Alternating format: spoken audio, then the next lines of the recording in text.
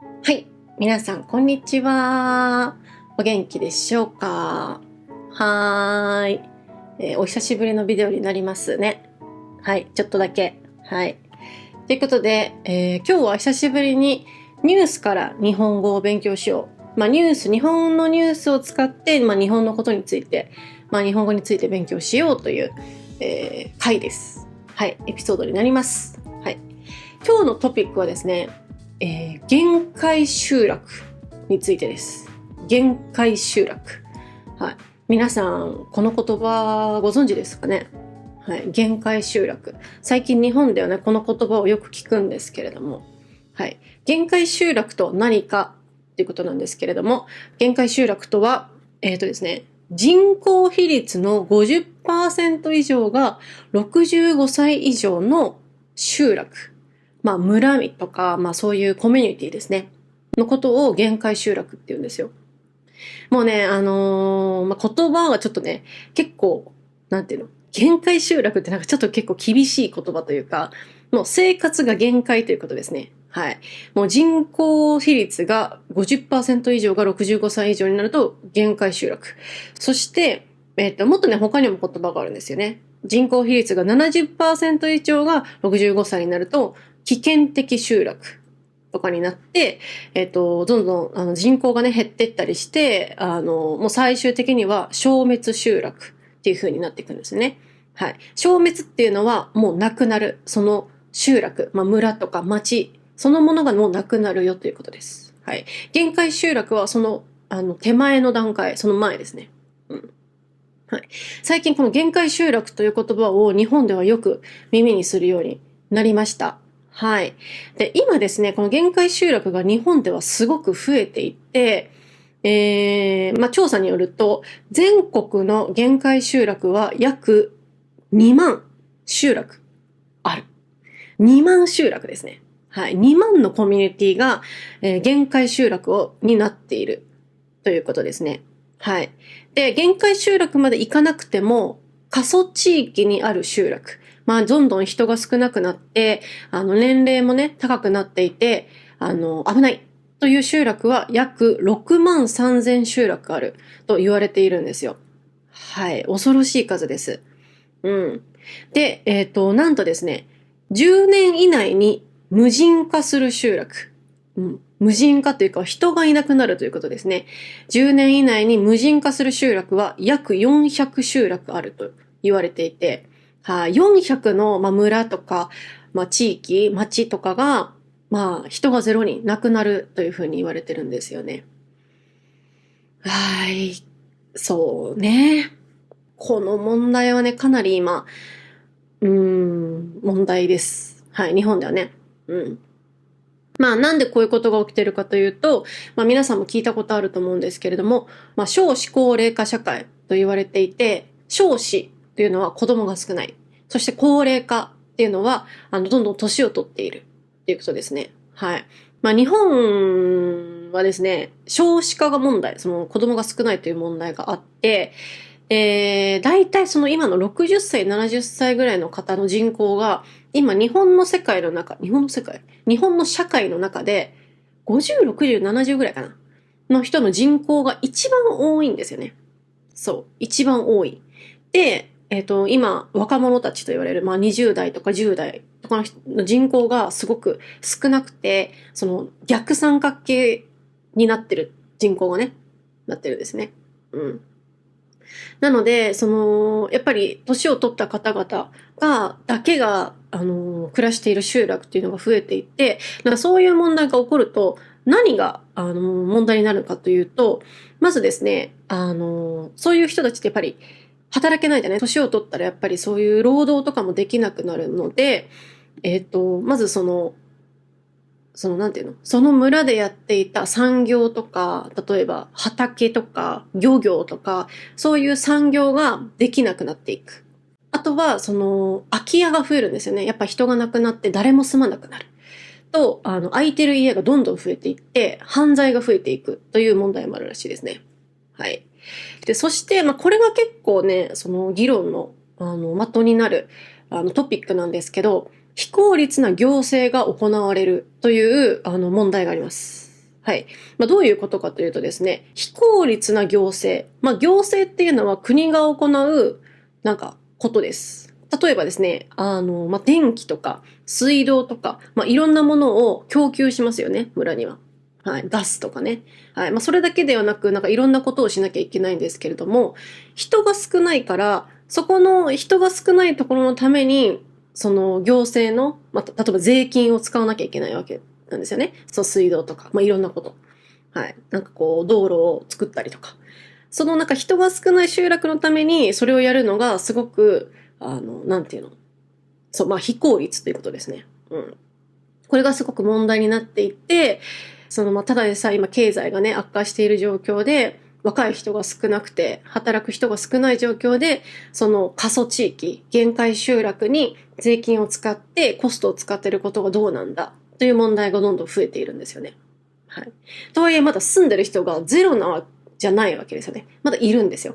だから、そういう行政は必要なんですよね、絶対。うん。だからそれが結構問題になっておりますね。はい。こういう問題は皆さんの国ではどうでしょうか。はい。限界集落、人が少なくなって高齢化が進んで、その村の生活が回らなくなっているということですね。うん。一番のね、やっぱ、いい方法なのかわかんないけど、やっぱりその村からね、離れて別の人が多い村とか人の多い町に皆さんが引っ越して、なんていうの後でちょっと紹介しますけど、コンパクトシティ化って言われるんですけど、コンパクトシティ化を目指すことで問題が解決したりするんですよね。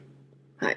住めるところをこう、ギュッと一つにして、少なくしてってことですね。今いろんなところにいろんな人が住んでるから、その人が少ないところと人が少ないところを、合併、町と町を合併して一つの町にしたりとか、その大きい町に、吸収、引っ越してきたりとか、同じにしちゃって、暮らすっていうことが、やっぱり一番、理想的というか、いいんですけど、やっぱりその町で生まれ育った人たちがいて、その町、その村から離れたくないっていう、方もいっぱいいるんですよね。死ぬまでここで住みたいとか。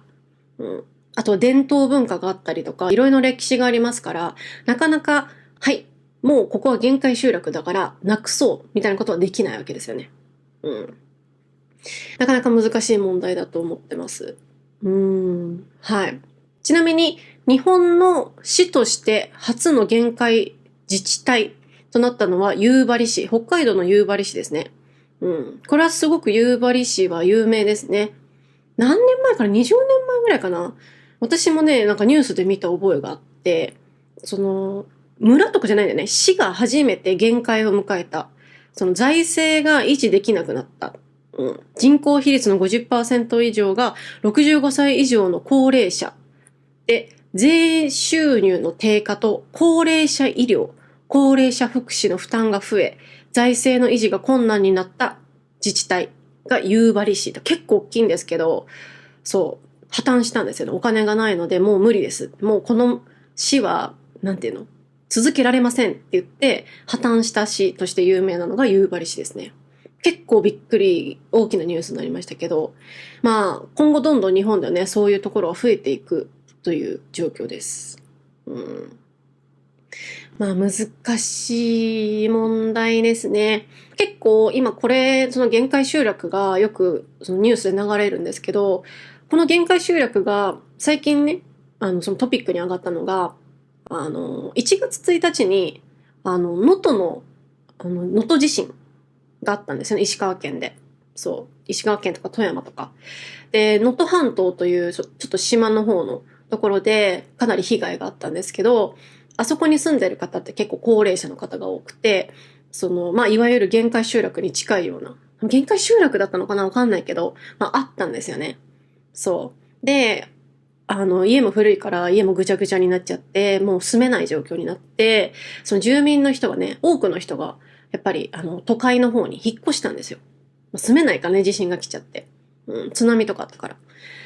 で、あとすごく山の方とか、その島の方だったから、なんていうの、ボランティアの人とかも行きにくかったの、すごく。だからすごく復興が遅れてしまって、その町の立ち上げっていうのにもう一度、頑張ろうみたいな、みんなが手伝って、水道とかガスとか電気とかを、インフラをね、整えるという作業がすごく遅くなってしまったんですよね。能登半島の地震の時に。で、多くの人が引っ越して、でもまだ住んでる人がいる。だから超限界集落になっちゃってるんですよ、今。で、そのエリアを今どうするかっていう議論は結構日本の問題になってます。うん。地震が起こって津波が起こって、日本は災害が多いですから、災害が起こったことで、限界集落が明るみになったということですね。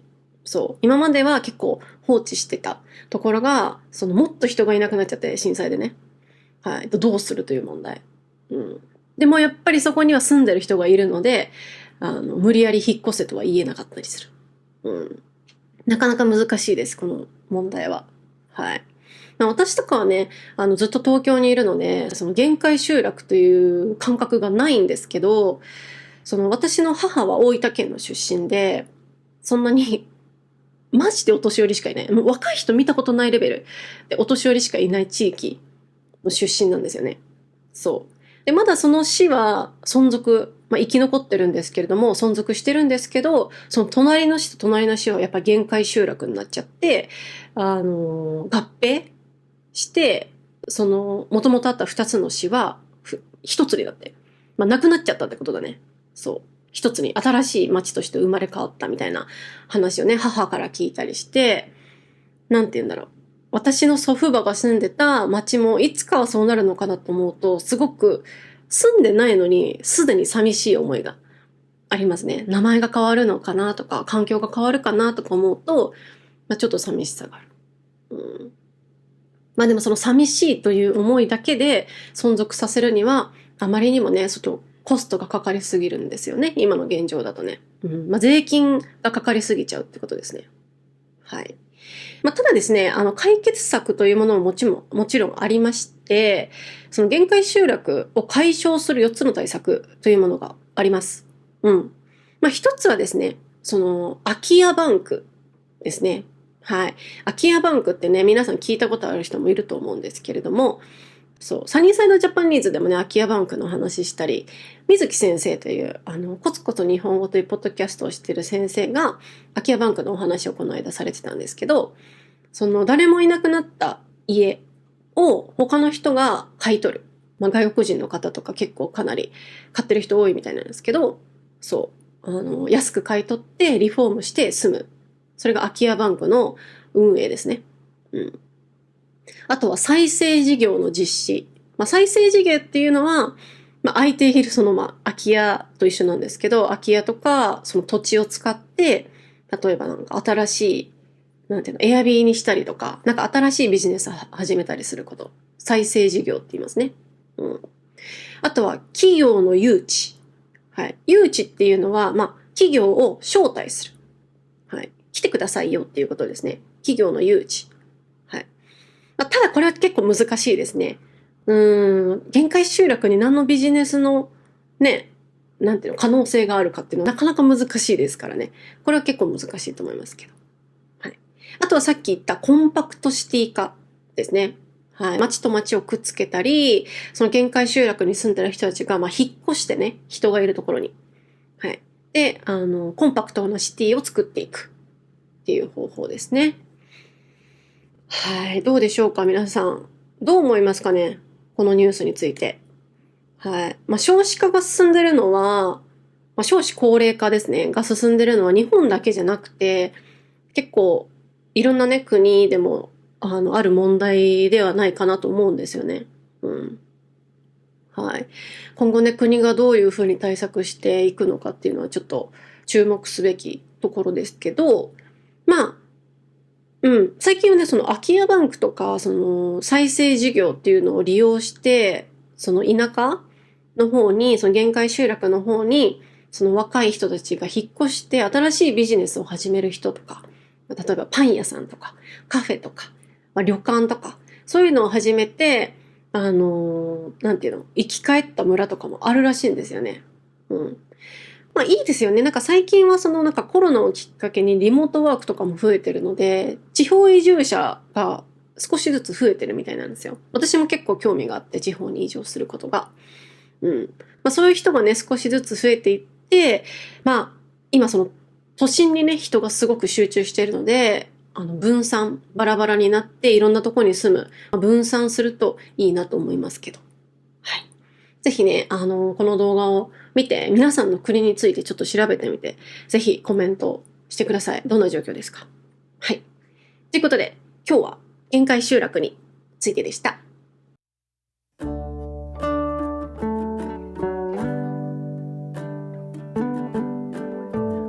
はい。今日話した話、またトランスクリプトを作りますので、私のウェブサイトをチェックしてみてください。あと、なんだっけ、X と YouTube、Instagram、こちらのフォローもお願いいたします。